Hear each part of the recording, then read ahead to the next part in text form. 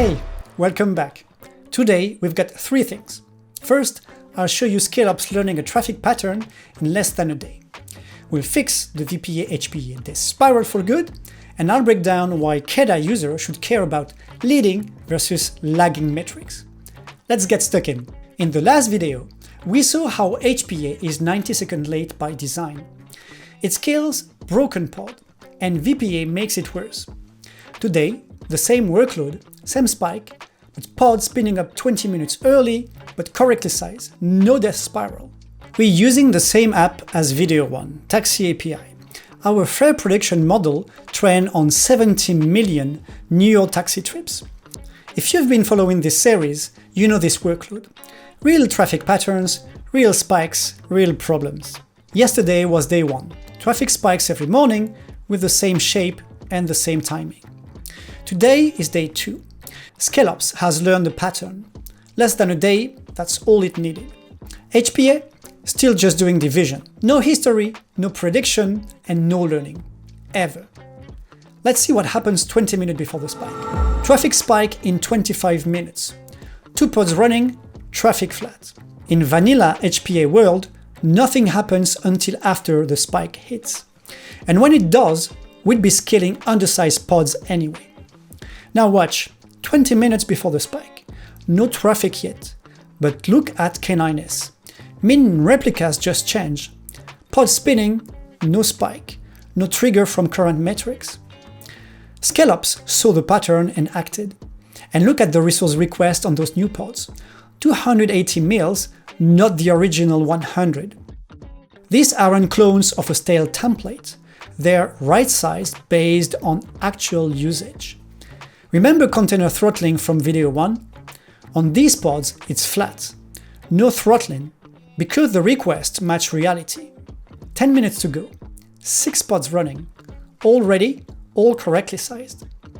Now, spike hits. And look, nothing changes. No new pods spinning, and latency stays flat. Because the capacity was already there, and every pod could actually handle its share. HPA alone would have been 90 seconds late with broken pods.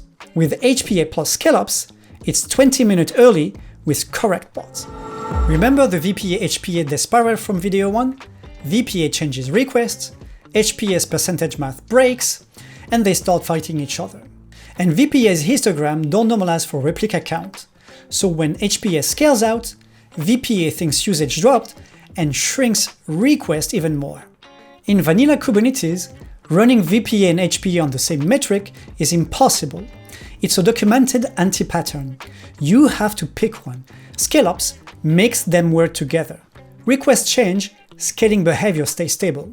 Replica count changes don't skew the recommendations. Rightsizing and autoscaling, same workload, no conflict. Something vanilla Kubernetes simply cannot do. So what does this mean for you? No more min replica stacks. You're not paying for the buffer pods 24/7 because you can't trust the autoscaler. No more latency lottery. Your users don't feel the 90-second gap because there is no gap. No more pick one between rightsizing and horizontal autoscaling. You get both working together. No more Monday morning panic because your predictable traffic gets handled before it starts. Using KEDA? Let's talk about it. HPA's default metrics, CPU and memory, are lagging indicators. By the time CPU spikes, your users are already waiting. Leading indicators like queue depth growth, Kafka lags, order pending tell you work is coming before it hits. Much better signals. The problem is, wiring custom metrics into HPA is painful.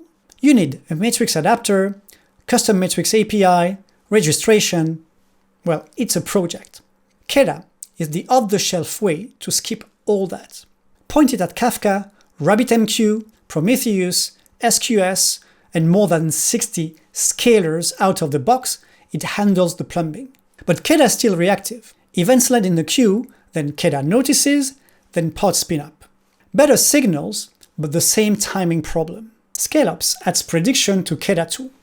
We patch min replicas on your scaled objects before predictable event spikes hit. And when KEDA scales, every new pod is right-sized. KEDA gets smarter, not just faster. How does it work? ScaleOps learn your traffic patterns, daily cycles, weekly patterns, predictable spikes. Then it processes your historical metrics, finding the recurring shapes. Then it acts before spikes arrive, patching min replicas on your existing HPA. No replacement, no custom controllers, your HPA stays in control, it just gets better inputs. And it continuously right-sizes your pods, so when HPA does scale, every new pod is correct from the start.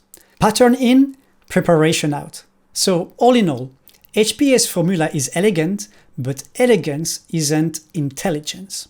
ScaleOps adds the memory, the prediction, and the coordination that Kubernetes doesn't have. In our next video, we'll go deep into the Kubernetes scheduler and break down real bin packing challenges. I hope to see you there.